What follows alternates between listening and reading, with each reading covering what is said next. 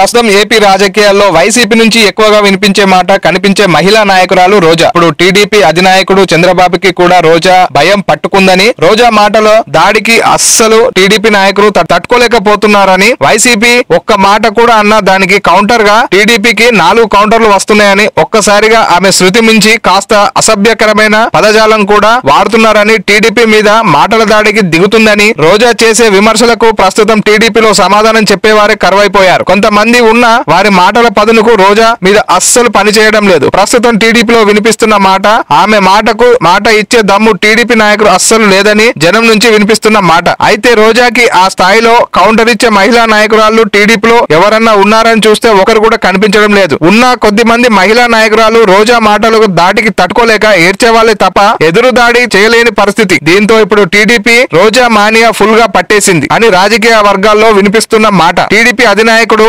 చంద్రబాబు నాయుడు కూడా ఇప్పుడు కాస్త ఆలోచనలో పడి అసలైన మహిళా నాయకురాల్ని మనం ఎందుకు తీసుకురాలేదు, మనం ఎందుకు తయారు చేయలేకపోతున్నామని భావిస్తున్నాడంట.